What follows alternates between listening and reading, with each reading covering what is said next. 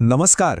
आज आपण George S Klaasen यांच्या the richest man in Babylon या पुस्तकातून संपत्तीचे काही असे नियम समजून घेणार आहोत जे हजारो वर्षांपूर्वी लिहिले गेले असले तरी खरं सांगायचं तर आजही तितकेच प्रभावी आहेत. हा प्रश्न आपल्यापैकी बऱ्याच जणांना पडतो नाही का? अनेक जण भरपूर पैसे कमवतात, पण महिन्याच्या शेवटी खिसे रिकामेच असतात. या उलट काही लोक मात्र हळूहळू पण अगदी नक्कीच संपत्तीचा डोंगर उभा करतात. यामागे काही साधी सोपी पण खूप महत्त्वाची रहस्य आहेत आणि आज आपण तीच उलगडणार आहोत. तर मग आपला आजचा प्रवास कसा असणार आहे? आपण बॅबिलॉनच्या रहस्यापासून सुरुवात करू, मग आर्थिक पाया कसा मजबूत करायचा ते शिकू आणि शेवटी या सगळ्या ज्ञानाला कृतीत आणण्यासाठी एक ठोस योजना सुद्धा पाहणार आहोत. चला तर मग थेट पहिल्या विभागात जाऊया. बॅबिलॉनच्या त्या जुन्या कथांमध्ये असं काय दडलंय जे आजही आपल्याला आर्थिक यशाचा मार्ग दाखवू शकतो, हे आपण आता पाहणार आहोत. ही आहेत ती 5 मूळ तत्व ज्यावर आर्थिक स्वातंत्र्याची इमारत उभी राहते. म्हणजे सगळ्यात आधी बचत, मग खर्चावर नियंत्रण, हुशारीने गुंतवणूक, कर्जाच्या सापळ्यांपासून लांब राहणं आणि हो, आपली कमाईची क्षमता सतत वाढवत राहणं. चला आता यातल्या प्रत्येक मुद्द्यावर थोडं सविस्तर बोलू. बघा, कोणत्याही मोठ्या इमारतीसाठी तिचा पाया मजबूत असायलाच लागतो.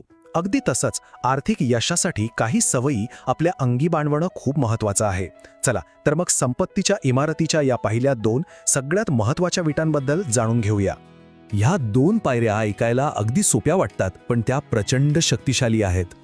पहिली, स्वतःला प्रथम पैसे देणे आणि दुसरी, आपल्या खर्चावर नियंत्रण ठेवणे. या फक्त 2 सवयी आपल्या संपूर्ण आर्थिक आयुष्याला योग्य दिशा देऊ शकतात. या पहिल्या नियमाचं सगळं सार खरं तर ह्या एका वाक्यात आहे.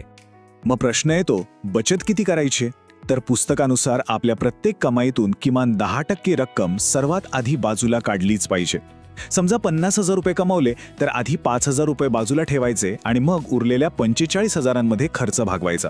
आणि हो, हे अगदी शक्य आहे.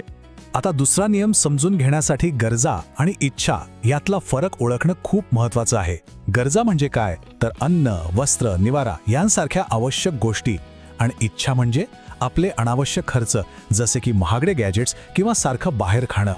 खरं तर आपले अनेक अनावश्यक खर्च हे फक्त सवयीचे भाग असतात. एकदा का आपल्याला गरजा आणि इच्छा ह्यातला फरक कळला की खर्चावर नियंत्रण ठेवणं खूप सोपं होतं. एखादी छोटी अनावश्यक सवय बदलूनही मोठी बचत करता येते. ठीक आहे, आतापर्यंत आपण पैसे वाचवण्यावर बोललो. ही एक प्रकारची बचावात्मक रणनीती झाली. आता आपण थोडं आक्रमक होऊया. म्हणजे वाचवलेल्या पैशातून आणखी पैसे कसे कमवायचे यावर लक्ष केंद्रित करूया. फक्त बचत करणं पुरेचं नाही. बँकेत पडून राहिलेला पैसा खूप हळू वाढतो, पण गुंतवणुकीमुळे तो वेगाने वाढू शकतो. आपल्या पैशाला कामाला लावणं यालाच खरी संपत्ती निर्माण करणं म्हणतात.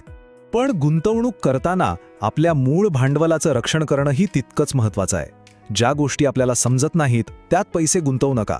झटपट श्रीमंत करणाऱ्या योजनांपासून तर 4 हात लांबच राहा.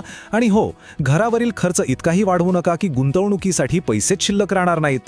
चला आतापर्यंत आपण काय शिकलो याचा एक छोटासा आढावा घेऊया.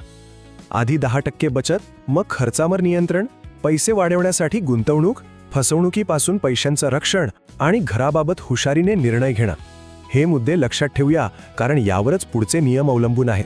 आता आपण काही प्रगत संकल्पना आणि मानसिकतेबद्दल बोलणार आहोत. या गोष्टी केवळ संपत्ती निर्माण करत नाहीत, तर ती टिकवून ठेवण्यास आणि वाढवण्यासही मदत करतात. हीच आहे आर्थिकदृष्ट्या सक्षम लोकांची मानसिकता. एक गोष्ट नेहमी लक्षात ठेवा, सर्वोत्तम गुंतवणूक कोणती? तर ती आहे स्वतःवर केलेली गुंतवणूक.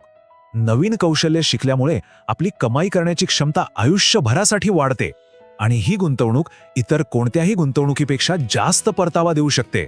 हे बघा, इथे 2 मार्ग अगदी स्पष्ट दिसतायत.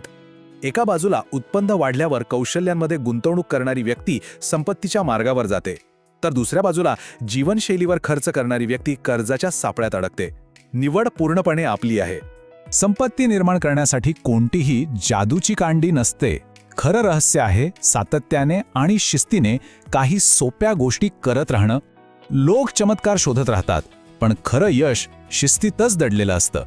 यासोबतच भविष्यासाठी नियोजन करणं, सुरुवात लहान असली तरी आज करणं, कमावलेले पैसे टिकवून ठेवणं आणि मुख्य म्हणजे संयम बाळगणं, ही सूत्रसुद्धा तितकीच महत्त्वाची आहेत. आतापर्यंत आपण बरीच माहिती मिळवली आहे. पण ज्ञानाला जोपर्यंत कृतीत आणत नाही तोपर्यंत त्याचा काहीच उपयोग नसतो. चला तर मग या सगळ्या ज्ञानाला प्रत्यक्षात आणण्यासाठी एक सोपी 7 दिवसीय योजना पाहूया. हे आहे आपलं 7 दिवसांचं आव्हान आणि हे खूप सोपं आहे. पहिल्या दिवशी 10% बचत ऑटोमेट करायची, दुसऱ्या दिवशी एक अनावश्यक खर्च कमी करायचा आणि असंच पुढे. या छोट्या छोट्या कृतींमधूनच मोठ्या आर्थिक सवयी तयार होतात. जर या संपूर्ण विश्लेषणातून फक्त 3 गोष्टी लक्षात ठेवायच्या असतील तर त्या या आहेत. पहिलं, स्वतःला प्रथम पैसे द्या. दुसरं, गुंतवणुकीतून पैसे वाढवा. आणि तिसरं, कर्जापासून दूर राहा आणि आपली कमाईची क्षमता वाढवा. आणि हे 4 शब्द हे संपूर्ण आर्थिक प्रणालीचा सारांश अगदी उत्तमरित्या स्पष्ट करतात. बचत करा, गुंतवणूक करा, आपल्या पैशांचं संरक्षण करा आणि आपली कौशल्य वाढवा. हाच आहे संपत्तीचा कालातीत फॉर्म्युला. संपत्तीची इमारत ही एका दिवसात नाही तर विटेनेच उभी राहते. तर मग विचार करा, या सगळ्या माहितीनंतर आपल्या आर्थिक स्वातंत्र्याच्या इमारतीची पहिली वीट आपण आज कोणती रचणार आहोत?